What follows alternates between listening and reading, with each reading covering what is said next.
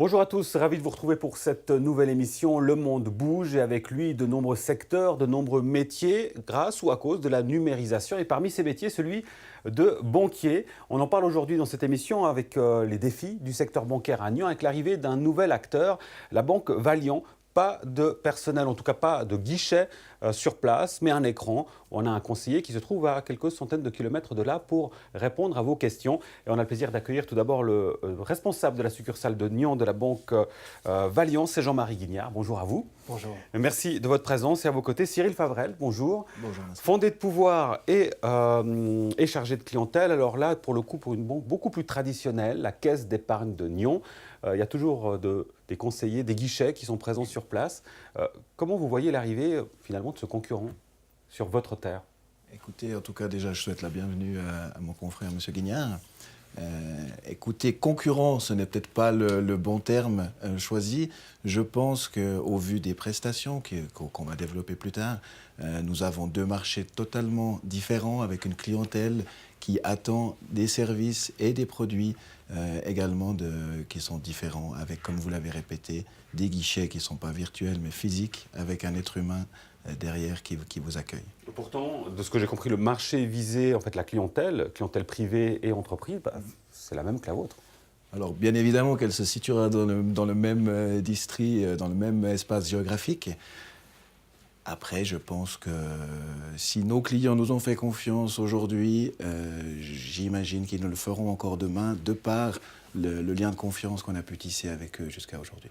Alors, Jean-Marie Guignard, la Banque Valiant, c'est une banque qui est issue des fusions des caisses d'épargne de Berne. C'était en 1997. Aujourd'hui, c'est plus de 90 succursales, 1000 collaborateurs. Et en l'espace de quelques mois, 14 mois, 3 succursales ouvertes dans le canton de Vaud, Nyon donc dernièrement. Pourquoi cet intérêt pour l'arc lémanique et pour Nyon en particulier ? Absolument. Alors la direction générale a décidé, lors d'une politique d'expansion décidée en 2014, d'agrandir son réseau qui était historiquement basé sur les cantons de Lucerne, Berne et Argovie, de s'étendre sur le plateau en direction des lacs de Constance et du lac Léman. Là où on retrouve encore un potentiel important de développement. Pourquoi Nyon? C'est une ville de taille moyenne. On n'a pas voulu s'installer dans des villes comme Genève, où une banque supplémentaire serait une goutte d'eau dans un monde déjà surchargé de banques. On va plutôt sélectionner des villes avec un potentiel important, comme Morges, Vevey, Nyon, qui sont les critères principaux. Côté suisse-allemand, c'est aussi un peu cette même optique pour répondre justement à des besoins croissants de la part de nos clients. Est-ce que vous rejoignez Cyril Favrel quand il dit qu'il ne vous considère pas comme un concurrent ? Qu'est-ce que vous lui répondez? Je suis tout à fait d'accord. Donc nous n'allons pas nous manger, nous cannibaliser entre nous. Juste pour rappel, il y a une vingtaine d'années, la ville de Nyon comptait à peu près le double de banques actuellement. Et nous avons constaté au fur et à mesure du temps, la fusion, les absorptions de la Banque Valiant ont aussi été un peu l'image de ce qui s'est passé dans le monde bancaire dans les années 90, à savoir tout un regroupement d'établissements bancaires. Et finalement, c'est le client qui en a pâti puisque le choix aujourd'hui est très restreint. Nous arrivons avec une nouvelle possibilité, avec des critères, vous l'avez dit, c'est une banque virtuelle avec un guichet automatisé qui se situe à Bienne, avec une vraie personne, mais pas en face de vous. Il va falloir accepter cette façon de faire. Ça va aussi un peu dans cette ère du temps où les gens veulent un peu de changement, acceptent ou non le changement, garderont les guichets ou voudront passer sur un système un peu plus novateur. Oui, alors on précisera qu'il y a quand même 3 collaborateurs qui travaillent sur place, dont vous à Nyon. Cyril Favrel, on a compris qu'il y a l'aspect traditionnel et humain encore qui est très présent et qui probablement va le rester, mais forcément vous ne pouvez pas passer à côté de cette révolution numérique. Qu'est-ce que vous incluez finalement dans votre quotidien et peut-être quelle est la limite que vous vous posez? Alors la limite, elle est de toute façon établie par les instances telles que la FINMA ou l'Association suisse des banquiers en termes d'identification de notre clientèle. Je dirais qu'avec la clientèle déjà établie, on essaye, et en tout cas on met en place des canaux de communication qui sont autres que la visite simple à nos guichets ou dans un salon avec un conseiller. Ça peut être simplement du téléphone, ça peut être de l'échange d'emails, ça peut... voilà, je dirais, après, il y a de toute façon des échanges aussi au niveau de la plateforme e-banking de la Caisse d'épargne de Nyon. Donc, on fait en sorte de pouvoir être disponible par rapport à nos clients actuels Pour des nouveaux clients, nous n'allons pas échapper à une identification, que ce soit au travers d'une authentification de leur pièce d'identité, soit via un notaire, soit via des offices de poste qui le font très bien. Donc ça permet déjà un premier engagement, un premier contact à distance. Mais on apprécie toujours de rencontrer le client, que lui-même nous rencontre, qu'il se fasse déjà lui-même sa propre idée de quel service il va pouvoir obtenir dans un établissement comme le nôtre. Oui. Jean-Marie Guignard, quand on parle de tous les secteurs avec la numérisation, c'est clair que c'est un trend important. La banque, c'est quand même particulier. On parle de l'argent, de notre argent. A priori, on pourrait se dire c'est un secteur qui est peut-être plus sensible à mettre en place justement ces éléments liés aux nouvelles technologies. Cyril Favrel nous parlait par exemple de l'identification. Comment ça se passe concrètement pour assurer que la personne qu'on a devant l'écran, à travers l'écran, c'est la personne qui est titulaire du compte par exemple? Alors, je vous rassure déjà sur une première chose, nous allons rencontrer les clients, ça c'est une volonté. Par contre, cette étape d'identification a été simplifiée, dans le sens qu'une ouverture maintenant peut être faite à distance, depuis chez soi, grâce à une webcam.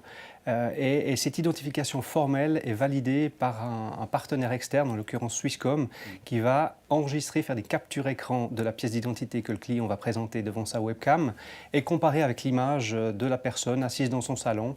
On a souvent des reproches que on ne m'a pas dit, j'étais pas bien coiffé, ou alors c'était pas rangé derrière moi. Voilà, on fait l'ouverture de son compte depuis chez soi, puisque c'est un peu cette procédure qui prenait du temps à l'époque, d'aller à la banque faire l'ouverture. On veut simplifier et rendre la vie plus simple pour nos clients. Est-ce que vous n'excluez pas, et c'est peut-être un préjugé qu'on a, mais les personnes d'un certain âge ont plus de difficultés avec les nouvelles technologies? Est-ce que finalement c'est peut-être un parti pris d'exclure une partie peut-être de la population? Je dois vous donner raison, c'était la façon de penser que j'ai eue pendant quelques temps. J'ai eu la chance de participer à l'ouverture d'une succursale qui a ouvert en novembre 2017, donc à Morges. Et on avait cette façon de penser que notre gamme de clients cible serait de l'ordre de 25 à 45 ans. Clients numériques, très peu de temps et avec un attel greffé dans la main. Et en l'occurrence, on s'est retrouvé plutôt confronté à des clients de l'ordre de 45 à 75 ans qui veulent vivre le changement, qui ne veulent pas passer à côté de ces nouvelles technologies. Ce sont les gens qui se sont mis sur Internet sans trop de difficultés. Et là, le principe de se greffer un attel dans la main avec quelques manipulations qui ne sont pas forcément aisées et évidentes, ce sont des choses qui ont bien passé. Et évidemment, on va devoir convaincre des gens de changer leur façon de faire. Mais nous ne sommes pas dans une gamme de clientèle senior ou senior plus qui ne seront pas les bienvenus. Au contraire. Et comme vous le disiez, nous sommes toujours 3 pour aider ces clients. Donc ce n'est pas le but non plus d'être absolument totalement indépendant. Il y aura toujours une assistance, qu'elle soit à distance à Bienne ou à côté de Berne à Gumligen ou simplement quelques mètres plus loin à Nyon. Il y aura toujours quelqu'un pour aider les clients. Alors Cyril Favrel, la Suisse romande est un petit monde, le secteur bancaire malgré tout aussi. La preuve, vous êtes passé d'ailleurs par une même banque auparavant, avant vos parcours respectifs. Les règles sont beaucoup plus strictes. On n'est plus banquier aujourd'hui, le quotidien est très différent de ce qu'il y avait, ne serait-ce qu'il y a 10 ou 15 ans. Les défis principaux, selon vous, de votre secteur, aller sur une échelle de 10 à 15 ans, quels sont ces défis? Très bonne question. Ça fait 10 ans que j'ai rejoint la Caisse d'épargne de Nyon. Donc, votre question sur les 10 dernières années, j'ai pu voir l'évolution d'une banque comme la nôtre qui il y a encore une douzaine d'années, se contentait d'accueillir son client au guichet, faire des opérations simples, ouvrir un compte. Les taux étaient ce qu'ils étaient, bien plus élevés qu'aujourd'hui. La situation était, entre guillemets, idéale. Quelques crises financières ont passé par là, crises mondiales, qui n'ont pas forcément touché la Caisse d'épargne de Nyon, bien au contraire, mais sur lesquelles on a dû s'adapter, on a été confronté à des charges administratives, des contrôles beaucoup plus rigoureux, des contrôles aussi au niveau des fonds propres. Alors, heureusement, la Caisse d'épargne de Nyon avait anticipé ces mesures-là. Mais déjà, les défis futurs, c'est tout ce qui aura trait à la sécurité, notamment la sécurité informatique par rapport aux données de nos clients, et aussi par rapport aux charges que notre établissement aura à assumer dans le futur. Les charges seront plus importantes. Voilà, et c'est ça qu'il va falloir, je pense, à mon avis, pouvoir maîtriser dans le temps et pas se faire, on va dire, étouffés par des charges externes sur lesquelles on ne pourrait plus avoir de maîtrise. Jean-Marie Guignard, on ne va pas se le cacher, il n'y a pas qu'un aspect marketing et du trend actuel par rapport à ce que dit Cyril Favrel. Il y a votre manière de faire permet peut-être, a priori aussi, de baisser une partie de ces charges. Forcément, quand on n'a pas des guichets et il n'y a pas forcément le fast qu'on peut retrouver auprès de certaines banques dans certaines succursales, c'est une manière, vous parliez d'agilité, mais aussi de réduire les coûts. Exactement. Exactement. C'est tout à fait la façon voulue aujourd'hui de baisser les charges, puisqu'on ne peut pas augmenter les revenus. Les clients ne sont plus d'accord comme par le passé, de se dire, bon, maintenant, une hypothèque à 2,5 ou 2,75, c'est normal. Maintenant, au dixième ou au point près, le client va quand même regarder, négocier. Les frais aussi sont toujours bataillés. Personne n'aime payer les frais, mais là, maintenant, les gens ont vraiment cette tendance à les négocier. Donc, on a dû trouver d'autres solutions. Et ça va dans cette évolution en constatant une diminution drastique du nombre d'opérations de guichet. J'ai pu l'observer auprès de l'établissement où j'étais précédemment, où les opérations ont quasiment diminué de 80% en l'espace de 10 ans, justement. Donc les habitudes changent, la technologie change, les façons de faire changent aussi. Le commerçant aujourd'hui n'accepte plus forcément volontiers de grosses sommes en espèces. Donc il y a lieu d'intégrer ça dans ce contexte bancaire actuel, cette relation à la banque, cette relation à l'argent, et en se disant quand est-ce que la dernière fois je suis passé au guichet de ma banque pour faire une opération et n'aurais-je pas pu faire autrement, que ce soit par le bancomat, par une opération e-banking. Et c'est dans cette optique-là que nous nous sommes dit, effectivement, une personne au guichet ou à l'accueil qui attend, c'est un certain coût. C'est aussi un niveau de formation. Il faut aussi parler du recrutement de ces personnes. J'en reviens à ma comparaison du nombre de banques formatrices qui allaient chaque année former 1, 2, 3 apprentis fois X banques. Ça nous retrouvait plusieurs centaines de nouveaux employés sur le marché. Aujourd'hui, ce n'est plus le même nombre. Les apprentis se forment, mais en nombre beaucoup plus restreint. Et trouver du personnel qualifié qui puisse être la porte d'entrée, la carte de visite de la banque est devenu de plus en plus difficile. Donc nous misons pour des personnes à distance qui vont pouvoir accompagner dans un premier temps, une sorte de triage, pour ensuite être pris en charge pour des questions plus spécifiques par des conseillers qui seront, eux, sur place. À vous entendre, messieurs, c'est une impression, les belles années sont derrière nous. Derrière vous, en l'occurrence? Non, au contraire. Je pense qu'on a pu montrer qu'on a traversé une crise qui a été mondialement connue en 2008 et les années qui ont suivi. Non, je ne vois pas du tout comme ça. Au contraire, on va dans un environnement bancaire qui est beaucoup plus sain, avec des relations qui sont beaucoup plus saines, en tout cas beaucoup plus transparentes. Et nous, on le constate par notre image d'éthique régionale où tout est réinvesti dans la région, que nos clients attachent de plus en plus d'importance de savoir où va vraiment leur argent, leur épargne, et pas forcément simplement choisir une image internationale d'une multinationale. La proximité, on comprend bien que c'est un élément qui est important. On parlait de la raison pour laquelle Valiant était présente à Nyon et de manière plus générale sur l'arc lémanique. On va rappeler peut-être, Cyril Favrel, l'importance du tissu économique, l'importance du poids économique du district de Nyon. Entre Genève et Lausanne, on a tendance souvent à oublier qu'en fait, si j'ose dire, on pèse assez lourd. Tout à fait. Je pense même qu'on fait partie du district le plus porteur du canton. Je dirais la longévité de la Caisse d'épargne de Nyon, quasi 2 siècles, prouve quand même que la région est extrêmement porteuse, notamment en termes de marché immobilier, de la valeur du terrain. Il est triste à dire que beaucoup de caisses d'épargne ont disparu dans des régions un peu plus reculées de Suisse centrale ou de Suisse alémanique. Si on regarde l'existence encore aujourd'hui des caisses d'épargne, elles sont notamment présentes sur le bassin lémanique. Donc il y a un vivier qui est présent. Tout à fait, exactement. Jean-Marie Guignard, sur les propos qu'on a pu lire dans la presse, je ne sais plus, c'était vous, votre CEO, qui disait que par rapport à Nyon, si vous avez 1% du marché, je vous cite, c'est très bien. On voit que vous avancez à pas de velours, vous montrez des ambitions modestes. On comprend par là que si 1% vous convient, ça veut dire que clairement, il y a un potentiel qui est extrêmement important et une valeur du marché qui est très forte. Absolument. Donc je complète par rapport à ce positionnement du district. Donc le district de Nyon représente environ le 20% du potentiel du canton au niveau du nombre d'habitants, mais avec un prix de l'immobilier qui est vraiment beaucoup plus élevé en moyenne que, je dirais, de tout le reste du canton.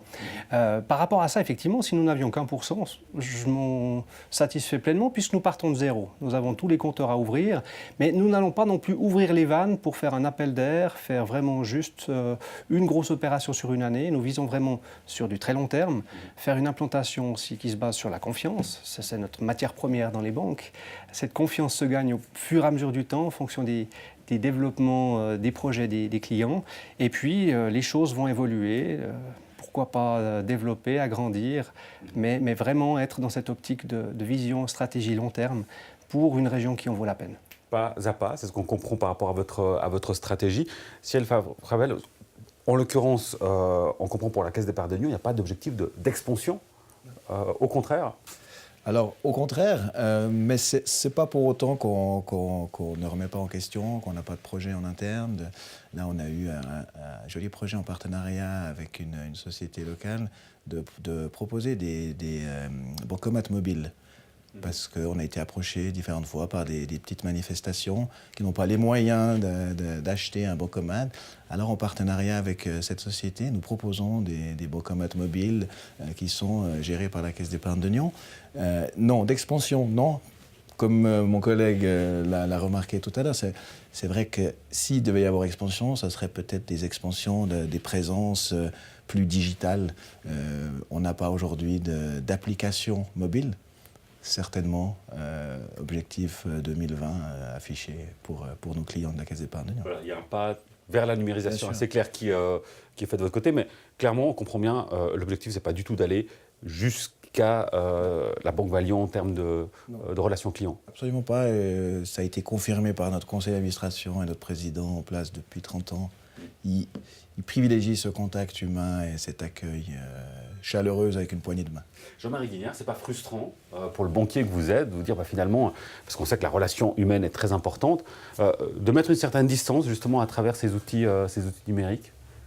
La poignée de main à travers une vitre, c'est toujours difficile aussi, donc ça, c'est l'élément qui nous pose problème. Non, alors je dirais que c'est aussi une évolution d'un monde qu'on a vu bouger. On a vu des vitres apparaître justement à la fin des années 90, puisqu'on les avait enlevées pour des questions de sécurité. On s'est dit maintenant que les gens sont moins agressifs et au contraire, il a fallu remettre des vitres. On voit cette évolution justement du système de guichet, du système d'accueil, mais je pense que le pari qui est pris est gagnant.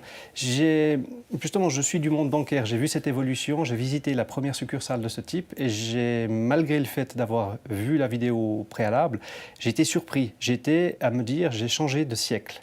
J'ai vraiment changé de siècle et j'ai vu l'évolution de mon métier en me disant, effectivement, j'ai constaté cette étape, cette nouvelle étape et ça m'a bien motivé à partir dans ce challenge, et tout en gardant bien sûr une collaboration saine avec nos amis de la Caisse d'épargne. Bien sûr. On l'aura bien compris. Pas concurrent et complémentaire. En tout cas aujourd'hui. Cousin. Voilà. Je vous ai dit que c'était un petit monde, le monde bancaire en Suisse romande. Merci beaucoup, messieurs. Jean-Marie Guignard, responsable de la succursale de Nyon de la Banque Valiant. Merci à vous. Cyril Favrel, fondé de pouvoir et chargé de clientèle auprès de la Caisse d'épargne de Nyon.